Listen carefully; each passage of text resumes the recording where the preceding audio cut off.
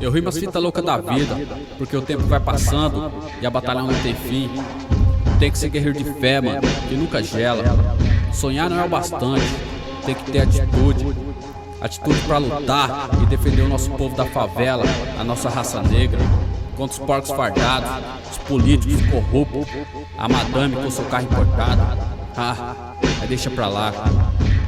Bem-aventurados são aqueles que enxergam certo o caminho de Deus. Ele criou o homem, sua imagem e semelhança, e o homem criou o dinheiro, então nos tornamos diferentes do Criador. Firme mesmo é quem tem fé e acredita no Criador, nosso Pai Todo-Poderoso, que nos deu o dom de rimar. O rap é a nossa cultura hip-hop.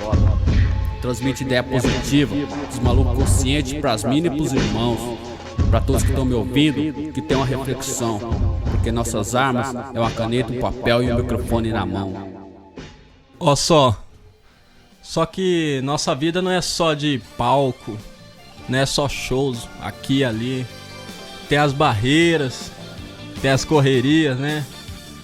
Vários tomos a família Direito Criminal já tomou. Só que graças a Deus, principalmente Deus, meus camaradas que estão do lado aí dando força, nós se levanta e toma aí.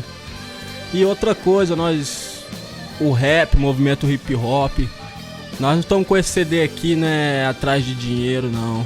É por amor. Eu só quero o reconhecimento do moleque, ouvir minha letra, tá ligado? Ouvir minhas squashes. Isso aí já é demais, tá valendo muito a pena.